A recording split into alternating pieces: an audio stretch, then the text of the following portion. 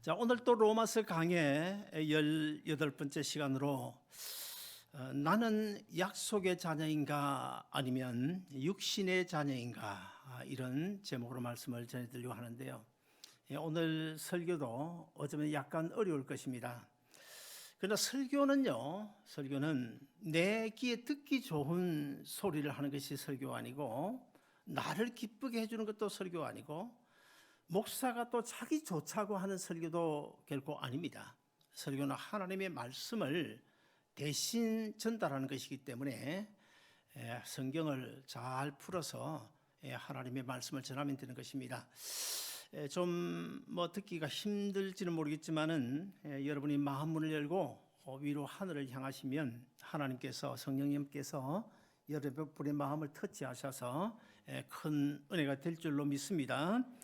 그리고 이 설교는 성경에 보면 세례 요한을 비롯해서 많은 선지자들이 설교를 한 그 내용들을 보면 거의 대부분이 책망입니다. 그리고 회개를 촉구하고 천국을 강조하고 그다음에 지옥의 그 고통을 강조하면서 우리들로 하여금 어떻게든지 그리스도인으로 구원받은 성도로 하나님의 백성으로 예수님께서 가신 그 길 잘 따라 천국까지 가도록 인도해 주는 것이 이 설교입니다. 그러므로 이 시간에 여러분이 꼭 귀를 기울이고 큰 은혜 받는 시간 되시기를 주님으로 축원합니다. 우리는 흔히 내가 소원하는 것들이 이루어질 때, 아니면 비즈니스가 잘 될 때, 그것도 아니면 자녀가 공부를 잘하거나 출세해서 성공을 할 때, 아니면 갑자기 예기치 않은 어떤 돈이 들어올 때 참 하나님의 복이다 그렇게 말하지 않아요?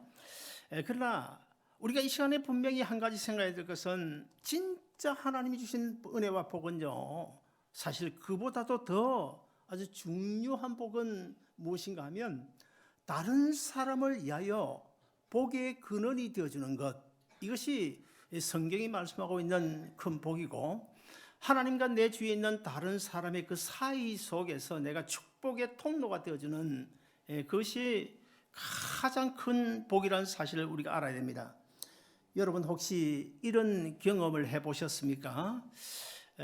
내가 누군가를 위하여 아주 참 간절히 중보 기도를 하잖아요. 그런데 사실 우리가 중보 기도라는 말을 많이 하는데, 이 중보란 말은 우리 사람이 쓸 수 있는 단어가 아니고요, 이 중보는 누구만 합니까? 하나님과 사이의 중보는 오직 예수님 뿐이십니다. 그러나 우리가 남을 위해서 기도하는 이걸 우리가 중보 기도라고 말할진데, 우리가 누군가를 위하여 정말 간절히 기도하는데 아니 이상하게도 내가 안고 있던 문제가 오늘 해결되어져 있는 그런 경험 여러분 혹시 해보셨습니까? 왜 그럴까요? 내가 다른 사람의 축복의 통로가 되어지면 그 하나님의 축복이 그 사람에게 전달될 때 누구를 통해서 전달됩니까? 나를 통해서 전달되게 됩니다. 그러면 하나님의 은혜와 복이 나를 지나가게 되기 때문에, 나를 적시고 지나가기 때문에 그 사람이 복을 받기 전에 먼저 내가 복을 받게 된다는 사실, 이것은 우리가 꼭 늘 삶 속에서 경험을 할 수 있어야 되는 것입니다. 창세기 12장 2절을 보시면 하나님께서 아브라함에게 내가 너로 하여금 복의 근원이 되어주게 하시겠다 그렇게 약속하셨고, 그리고 좀 더 넘어가서 창세기 22장 18절을 보시면 내 씨로 인하여 천하 만민이 복을 받을 것이다 그런 약속을 해주셨는데, 자, 이 두 말씀을 보면 너로 하여금 복의 근원이 되어주게 하고, 내 씨가 천하 만민, 내 가정뿐만 아니고 천하 만민이 내 씨를 통하여 복을 받을 것이다. 무엇을 이야기하는 것입니까? 바로 아브라함을 하여금 축복의 통로가 되게 해주겠다 그런 약속인 것입니다. 이스라엘 백성들이 인류 역사 가운데 보면 많은 고난을 당했지만은, 그러나 사실 하나님의 은혜와 복을 정말 많이 받았습니다. 자, 이스라엘 백성들이 받은 참 수많은 복이 있는데요, 지난번에도 이야기했지만 노벨 평화상의 25%를 받았다. 그건 정말 하나님의 은혜와 복이 아니면 있을 수 없는 일이죠. 자, 이런 많은 복을 받았지만은 우리가 성경을 통해서 살펴볼 때 이스라엘 민족이 받은 가장 큰 복이 무엇일까요? 그것은 바로 이 세상 모든 인류를 죄에서 구원하기 위하여 하나님이 자기 아들을 인간의 몸을 입혀 세상에 보내셔야 하는데, 자기 아들 예수 그리스도가 이 땅에 인간의 몸을 입고 구원주로 오게 되는 그 통로 역할을 바로 아브라함의 후손 이스라엘 백성에 맡겼다. 그러므로 아브라함 입장에서나 그 이스라엘 백성들, 그 민족 입장에서는 사실 그보다 더 큰 복은 없을 것입니다. 그럼에도 불구하고 이스라엘 백성들은 그 하나님의 복을 제 발로 걷어차 버렸습니다. 예수 그리스도 곧 메시아를 구원주로 받아들이지 않고 십자가에 못 박았습니다. 그 결과 어떻게 됐습니까? 이스라엘이 주신 그 하나님의 구원의 은혜가, 구원의 복이 그들이 배척함으로, 그들이 발로 차버림으로 이방으로 넘어오게 되어져서, 그 결과 오늘도 사실 우리가 이방인이지만은 그냥 하나님의 은혜로 구원 얻어 이 자리에 앉아있게 된 줄로 믿으시기를 바랍니다. 자, 그렇다 한다면 여기서 우리가 한 가지 의문을 가질 수 있을 것입니다. 이스라엘 민족이 메시아를 배척해버렸다, 그 구원을 발로 차버렸다. 그렇다면 혹시 하나님께서 이스라엘 민족에게 맺어주신 그 언약이 파괴된 것은 아닐까? 이런 의문에 대하여 오늘 본문 6절을 보시면 사도 바울은요, 결코 그렇지 않다고 말씀합니다. 그러나 하나님의 말씀이 폐하여진 것 같지 않도다. 무슨 말입니까? 하나님의 약속, 그 하나님의 약속을 믿고 받아들이지 않았을 뿐이지 결코 이스라엘 민족을 향하신 하나님의 그 언약은 폐기되지 않았다, 그런 이야기입니다. 그렇습니다. 아직도 이스라엘에 대한 하나님의 약속은 살아 있습니다.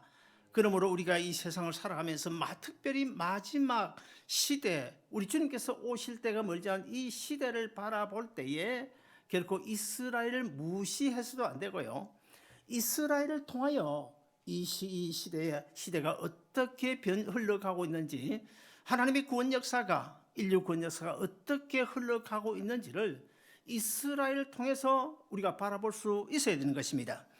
자, 이스라엘에 대한 그 하나님의 약속이 폐기되어지지 않았다고 한다면 왜 선택받은 이스라엘 민족이 예수 그리스도 그 대신 예수 그리스도를 영접하지 않냐고 십자가에 못 박아 죽었을까? 그 이유가 무엇일까? 왜 하나님이 구원의 복음을 이방에게 넘어가게 하신 것일까? 이런 문제가 대두되는데요.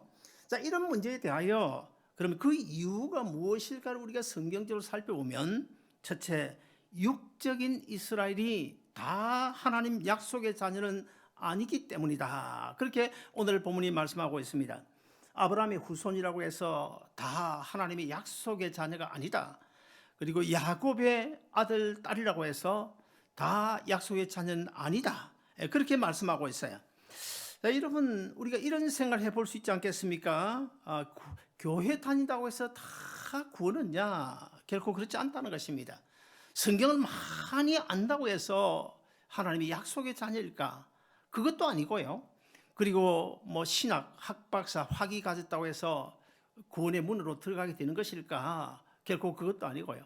목사, 장로, 아들, 딸이라고 해서 천국 가는 것일까? 결코 그것도 아닙니다.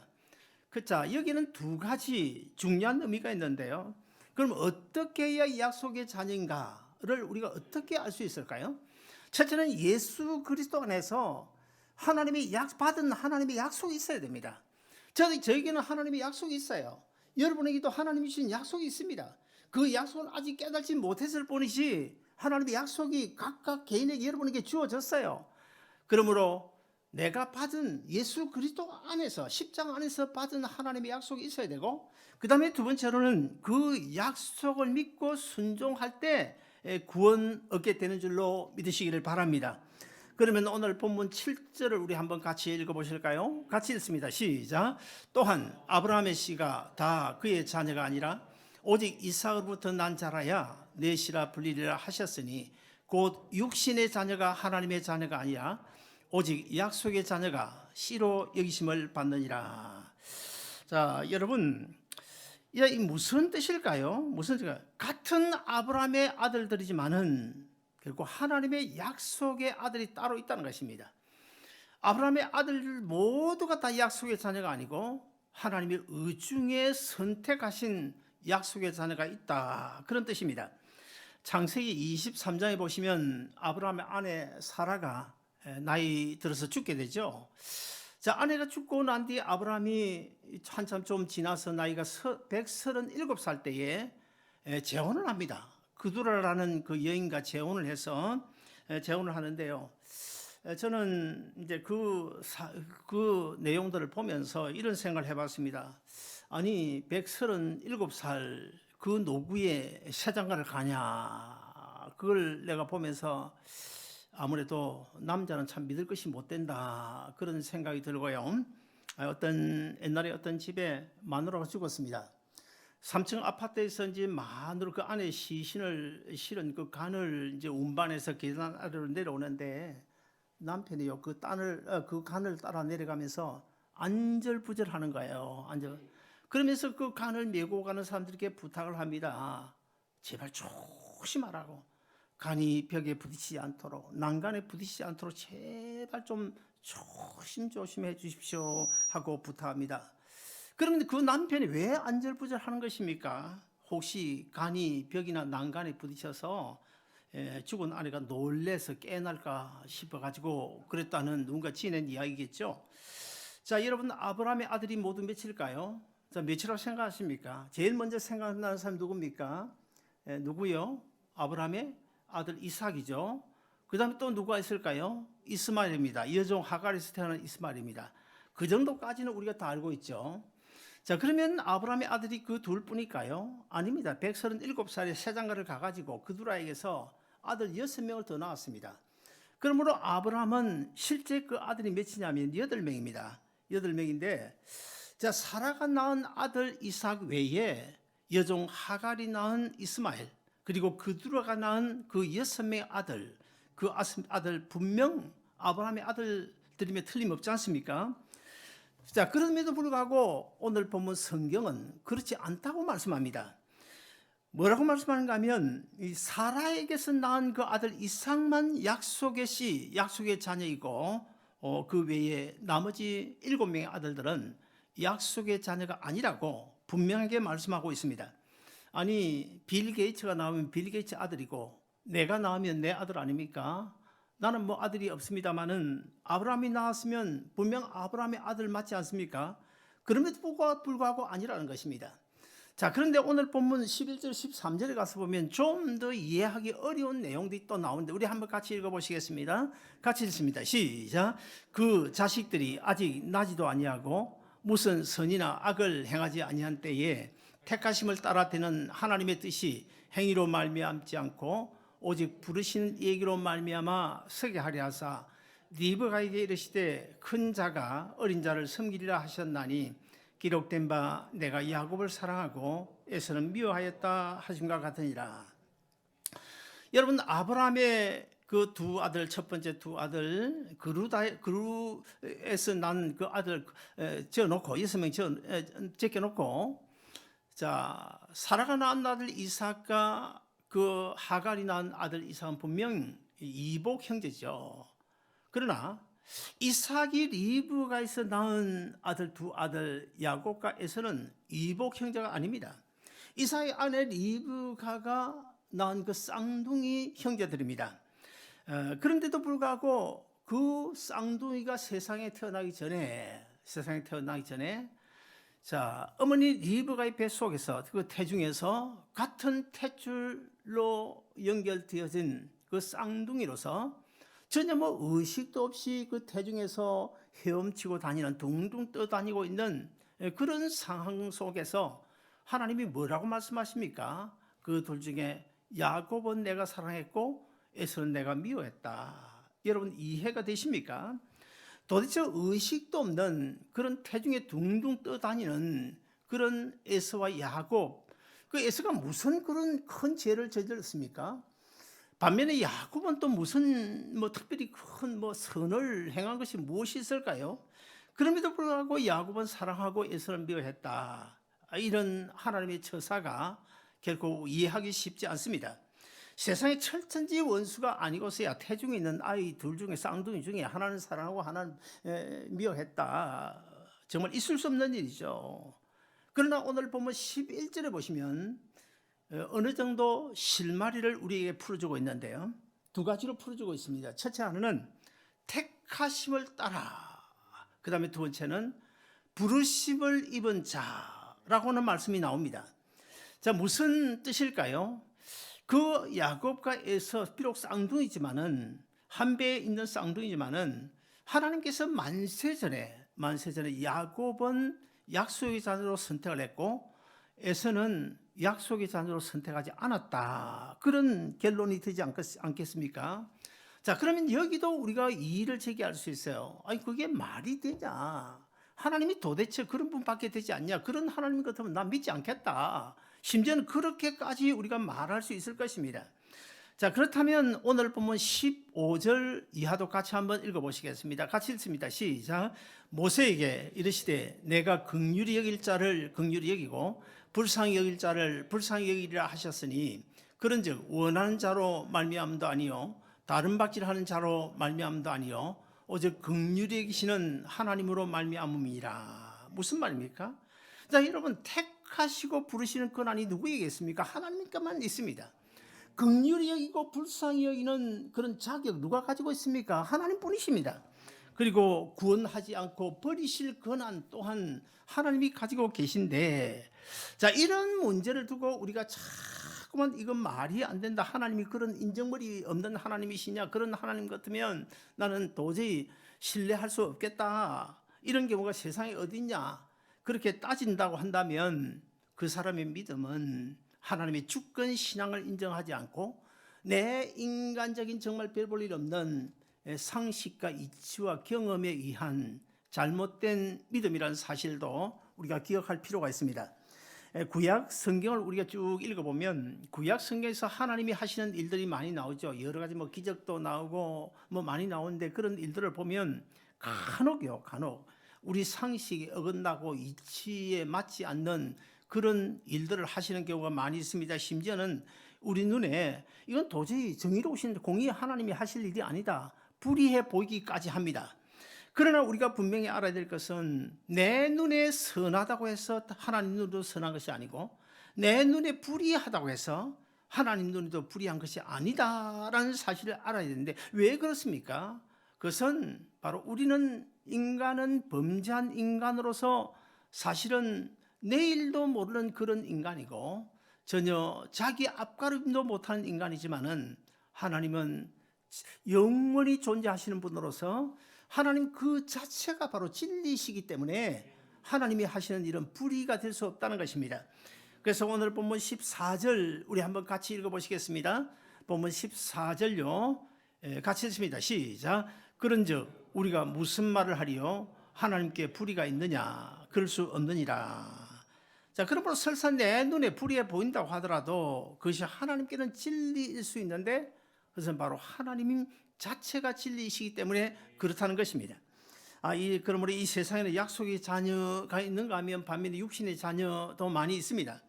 아브라함의 후손인 그 유대인들 뿐만 아니고 어쩌면 우리 한국 교회 안에 드나드는 많은 사람들 가운데도 어쩌면 약속의 자녀들이 있는가 하면 약속의 자녀가 아닌 육신의 자녀도 분명 있을 것이다, 그런 짐작이 되집니다.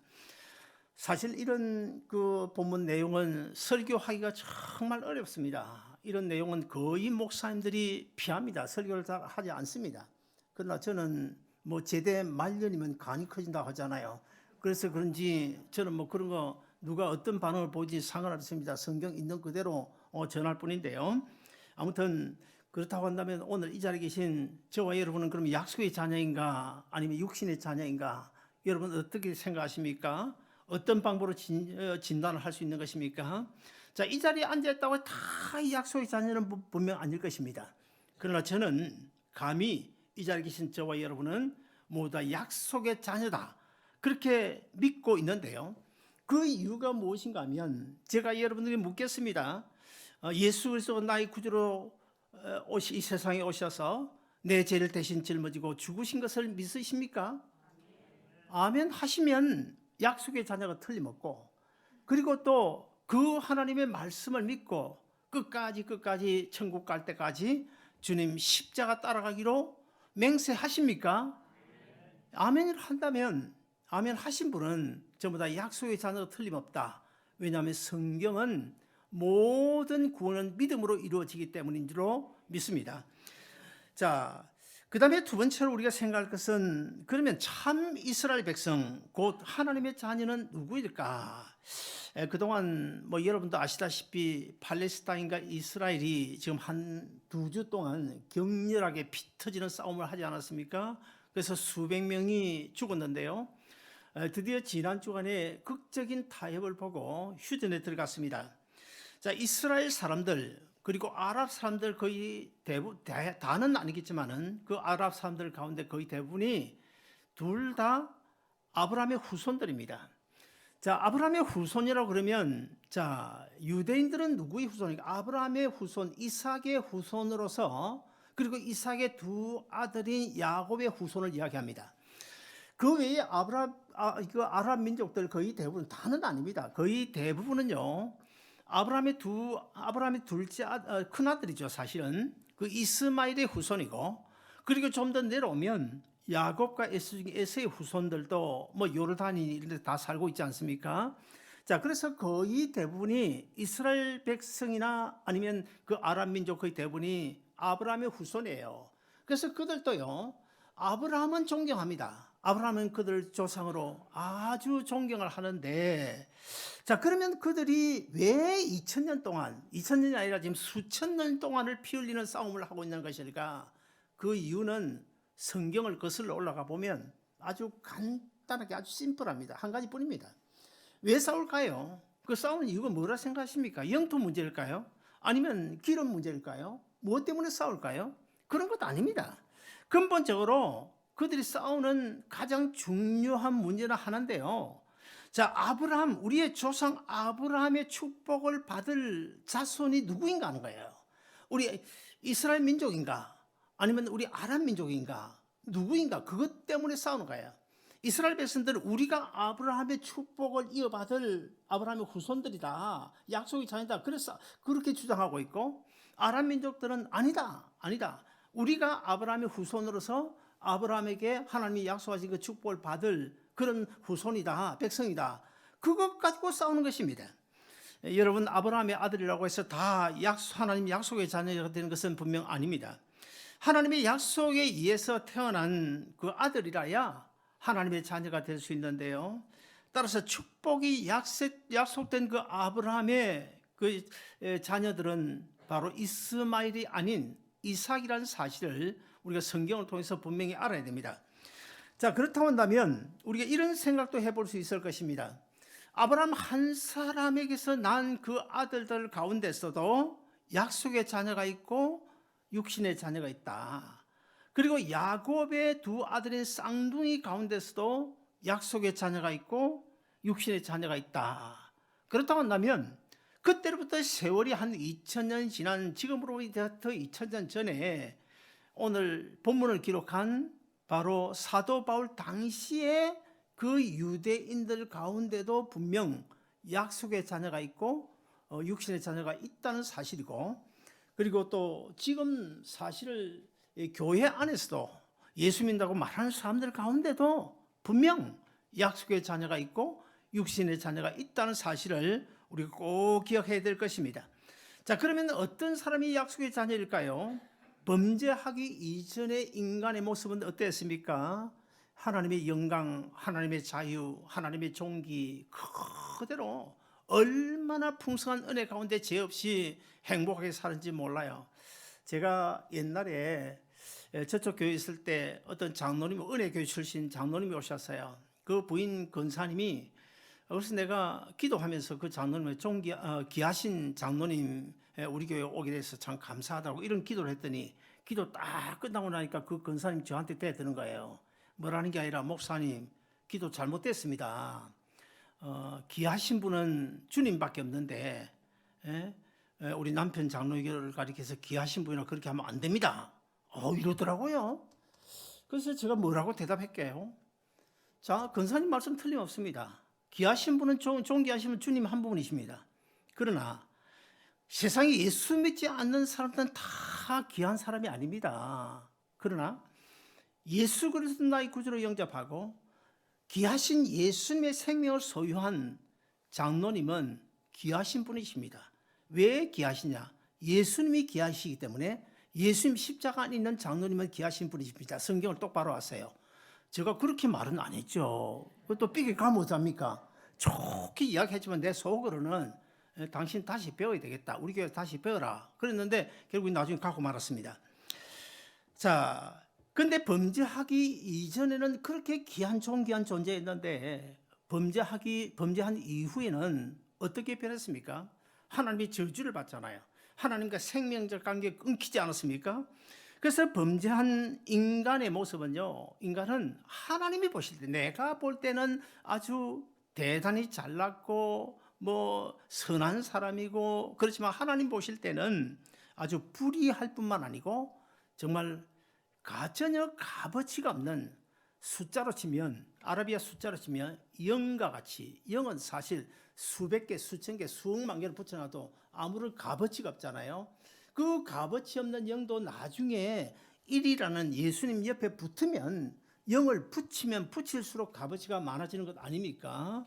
그러므로 예수 믿지 않는 범죄한 인간은 0과 같이 전혀 값어치가 없는 그런 존재인데, 흔히 우리 교회 장로님들은 그렇게 기도하지 않습니다만은 다른 데 간혹 들어보면요, 심지어 목사도 그렇게 말하는 경우가 있어요. 허물과 죄로 죽었던 우리를, 허물과 죄로 죽어 마땅한 우리를 구원해 주시고, 그 기도 잘못된 거거든요. 이것도 제가 제대 말년이기 때문에 이런 이야기 합니다. 여러분 오해하지 마시고, 죽을 우리가 아니에요. 죽을 우리라고 기도하면 안 됩니다. 이미 죽었습니다. 에베소 2장 1절을 보시면 분명히 말씀하고 있죠. 너희 허물과 죄로 이미 죽었다. 죽은 우리를 그렇게 표현하고 있잖아요. 그럼 이미 우리는 하나님의 공의 아래 이미 죽었던 우리를 예수님께 십자가에 달려 죽으심으로 우리를 살려주셨다는 거지. 결코 앞으로 죽을 우리를 위해서 예수님이 십자가 죽으셨다, 그렇게 이야기하면 결코 안 됩니다. 자, 그래서 성경은 인간을 가리켜서 곳곳에 보면 뭐라고 지칭을 하는가 하면, 특별히 야곱을 향하여 이렇게 말합니다. 너 지렁이 같은 야곱아, 그래요. 너 구더기 같은 인생아, 벌레 같은 사람아, 이런 표현들이 간혹 나오잖아요. 자, 우리가 이 성경을 읽을 때